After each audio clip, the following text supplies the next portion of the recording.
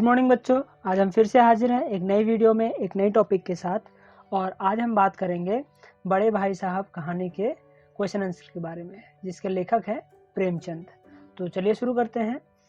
इसमें सबसे पहला जो इंस्ट्रक्शन दिया गया है वो है निम्नलिखित प्रश्नों के उत्तर 1-2 पंक्तियों में दीजिए। इसमें पहला क्वेश्चन है, कथानायक की रुचि किन कार्यों में थी? इसका आंसर होगा कथानायक की रुचि खेलकूद, फुटबॉल की उछल कूद, वॉलीबॉल की फुर्ती, पतंगबाजी, कागज की तिल्लियां उड़ाना, चार दीवारी पर चढ़कर नीचे कूदना आदि कार्यों में थी। आगे देखते हैं दूसरा क्वेश्चन का आंसर। दूसरा क्वेश्चन है, बड़े भाई साहब छोटे भाई से हर समय पहला सवाल क्या पूछते थे? इसका आंसर होगा बड़े भाई साहब छोटे भाई से हर समय पहला सवाल यही पूछते थे, कहाँ थे? अगला क्वेश्चन है तीसरा क्वेश्चन, दूसरी बार पास होने पर छोटे भाई के व्यवहार में क्या परिवर्तन आया? इसका आंसर होगा दूसरी बार पास होने पर छोटे भाई के व्यवहार में यह परिवर्तन आया कि वह सोचने लगा कि अब पढ़े या न पढ़े वह पास तो हो ही जाएगा।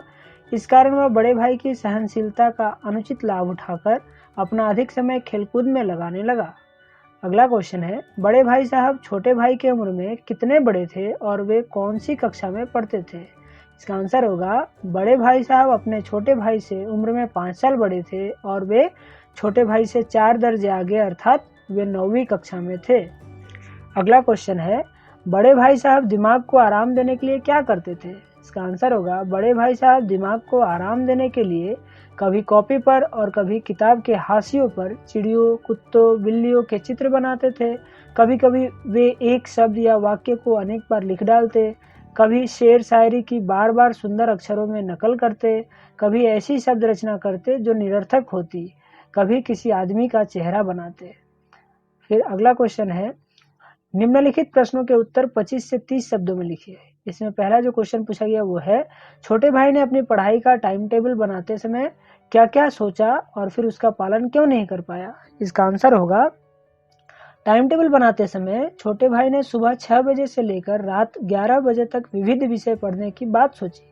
इस टाइम टेबल में उसके खेलने कूदने को कोई स्थान नहीं दिया, इससे यह अव्यावहारिक हो गया। छोटे भाई को वैसे भी पढ़ाई लिखाई फूटी आंखों नहीं सुहाती थी, उसकी रुचि तो केवल खेलकूद में ही थी। इस कारण अगले दिन मैदान की हरियाली, वॉलीबॉल, फुटबॉल, कबड्डी जैसे खेलों ने उसे अपनी ओर आकर्षित कर लिया और वह इसका पालन नहीं कर सका। अगला क्वेश्चन है, एक दिन जब गुल्ली डंडा खेलने के बाद छोटा भाई बड़े भाई साहब के सामने पहुंचा तो उसकी क्या प्रतिक्रिया हुई? इसका आंसर होगा एक दिन गुल्ली डंडा खेलने के बाद छोटा भाई जब बड़े भाई साहब के सामने पहुंचा तो उन्होंने उसे डांटना शुरू कर दिया और बोले कि इस साल कक्षा में अव्वल आ गए हो तो तुम्हारा दिमाग खराब हो गया है। भाईजान, घमंड तो बड़े बड़े का नहीं रहा, तुम्हारी क्या हस्ती है? उसे पढ़ाई का भय दिखाया। रावण का उदाहरण देकर कहा कि वह तो चक्रवर्ती राजा मगर घमंड ने उसका नामो निशान तक मिटा दिया। इस प्रकार भाई साहब ने सफलता मिल जाने पर सहज बने रहने का उपदेश दिया। अगला क्वेश्चन है, बड़े भाई साहब को अपने मन की इच्छाएं क्यों दबानी पड़ती थी? इसका आंसर होगा बड़े भाई साहब बड़े होने के नाते यही चाहते और कोशिश करते थे कि वे जो कुछ भी करे वह छोटे भाई के लिए एक उदाहरण का काम करे। उन्हें अपने नैतिक कर्तव्य का बोध भी था कि स्वयं अनुशासित रहकर ही वे छोटे भाई को अनुशासन में रख पाएंगे। इन्हीं कारणों से उन्हें अपने मन की इच्छाएं दबानी पड़ती थी। अगला क्वेश्चन है, बड़े भाई साहब छोटे भाई को क्या सलाह देते थे और क्यों? इसका आंसर होगा बड़े भाई साहब छोटे भाई को यह सलाह देते थे कि पढ़ाई करने के लिए रात दिन आंखें फोड़नी पड़ती है और अपना खून जलाना पड़ता है, मन की इच्छाओं को दबाना पड़ता है तथा कठोर मेहनत करनी पड़ती है, तब कहीं विद्या आती है। इतिहास पढ़ना, ज्योमेट्री तथा अंग्रेजी पढ़ना अत्यंत कठिन है आदि बातों की सलाह देते थे। बड़े भाई साहब इस तरह की सलाह देकर अपने छोटे भाई को अच्छा इंसान बनाना चाहते थे तथा उसका भविष्य उज्जवल बनाना चाहते थे। अगला क्वेश्चन है, छोटे भाई ने बड़े भाई साहब के नरम व्यवहार का क्या फायदा उठाया? इसका आंसर होगा छोटे भाई ने बड़े भाई साहब के नरम व्यवहार का अनुचित फायदा उठाया। उसने पढ़ना लिखना बंद कर दिया। उसने मन में यह भावना आ गई कि वह पढ़े या न पढ़े परीक्षा में पास अवश्य हो जाएगा। इतना ही नहीं, उसने अपना सारा समय पतंगबाजी में ही लगा दिया। अगला क्वेश्चन है, निम्नलिखित प्रश्नों के उत्तर 50 से 60 शब्दों में लिखिए। इसमें पहला जो क्वेश्चन है वो है, बड़े भाई की डांट फटकार अगर ना मिलती तो क्या छोटा भाई कक्षा में अव्वल आता? अपने विचार प्रकट कीजिए। इसका आंसर होगा, छोटा भाई अभी अनुभवहीन था, वह अपना भला बुरा नहीं समझ पाता था।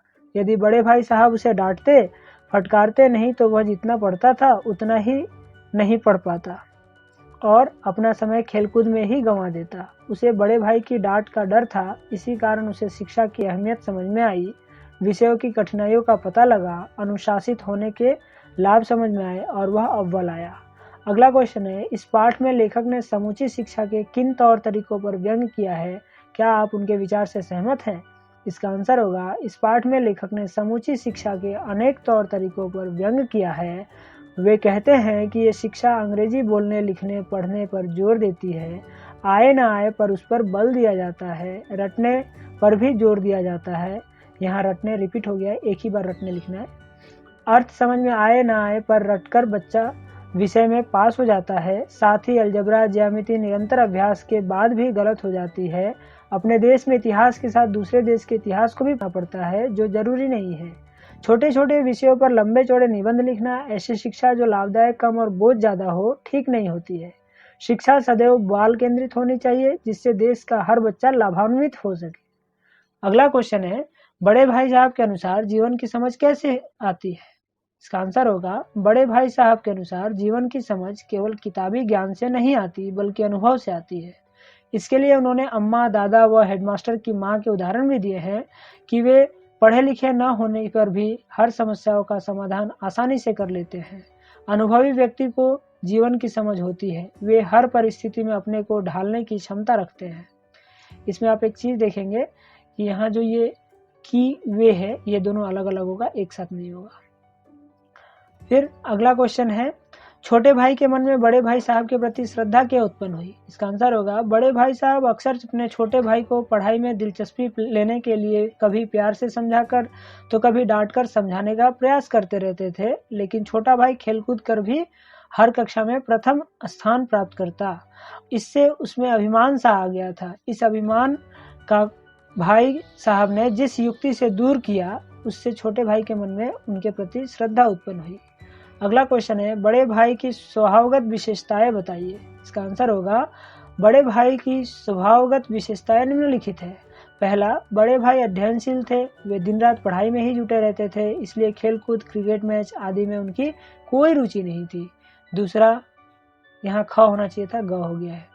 बड़े भाई उपदेश की कला में बहुत माहिर थे, इसलिए वह अपने छोटे भाई को हमेशा उपदेश ही देते रहते थे, क्योंकि वह अपने छोटे भाई को एक नेक इंसान बनाना चाहते थे। अगला है, वह अनुशासन प्रिय थे, वह आदर्शवादी बनकर छोटे भाई के सामने एक उदाहरण प्रस्तुत करना चाहते थे। तो यह है इस क्वेश्चन का आंसर। अगला क्वेश्चन है, बड़े भाई साहब ने जिंदगी के अनुभव और किताबी ज्ञान में से किसे और क्यों महत्वपूर्ण कहा है? इसका आंसर होगा, बड़े भाई साहब ने जिंदगी के अनुभव और किताबी ज्ञान में से जिंदगी के अनुभव को महत्वपूर्ण कहा है, क्योंकि किताबें पढ़कर महज इम्तिहान पास कर लेना, डिग्रियां प्राप्त कर लेना कोई बड़ी बात नहीं है। असल बात यह है कि बुद्धि का विकास कितना हुआ तथा जीवन मूल्यों के प्रति हम कितने जागरूक हुए, जीवन की सार्थकता, जीवन का उद्देश्य क्या है, इन्हें समझना परम आवश्यक है। इसलिए हमारी जिंदगी का अनुभव जितना सुंदर, सहज तथा व्यवहारिक होगा, उतना ही हमारे लिए महत्वपूर्ण होगा। इसलिए बड़े भाई साहब ने जिंदगी के अनुभव को महत्वपूर्ण कहा है।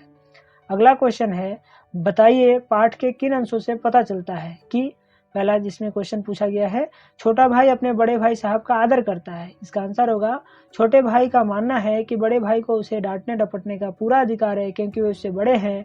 छोटे भाई की शालीनता व सभ्यता इसी में थी कि वह उनके आदेश का पालन करे। अगला क्वेश्चन है, बड़े भाई साहब को जिंदगी का अच्छा अनुभव है। इसका आंसर होगा, बड़े भाई साहब ने छोटे भाई से कहा कि मुझे जीवन का तुमसे अधिक अनुभव है। जिस प्रकार अम्मा व दादा पढ़े लिखे नहीं है, फिर भी उन्हें संसार का अनुभव हमसे अधिक है। तुम अपने हेडमास्टर को देखो, उनके पास अनेक डिग्रियां हैं, उनके घर का इंतजाम उनकी बूढ़ी माँ करती है। इन सब उदाहरणों से स्पष्ट है कि बड़े भाई साहब को जिंदगी का अच्छा अनुभव था। अगला क्वेश्चन है, बड़े भाई साहब के भीतर भी एक बच्चा है। इसका आंसर होगा बड़े भाई साहब ने छोटे भाई से कहा, मैं तुम्हें पतंग उड़ाने को मना नहीं करता। सच तो यह है कि पतंग उड़ाने की मेरी भी इच्छा होती है। एक दिन बड़े भाई साहब के ऊपर से पतंग गुजरी तो भाई साहब ने अपनी लंबाई का लाभ उठाया। वे उछलकर पतंग की डोर पकड़कर हॉस्टल की ओर दौड़कर आ रहे थे। छोटा भाई भी उनके पीछे पीछे दौड़ रहा था। इन सभी बातों से यह सिद्ध होता है कि बड़े भाई साहब के भीतर भी एक बच्चा है जो अनुकूल वातावरण पाकर उभर उठता है। अगला क्वेश्चन है, बड़े भाई साहब छोटे भाई का भला चाहते हैं। इसका आंसर होगा बड़े भाई साहब ने छोटे भाई को यह समझाया कि किताबी ज्ञान होना एक बात है और जीवन का अनुभव दूसरी बात।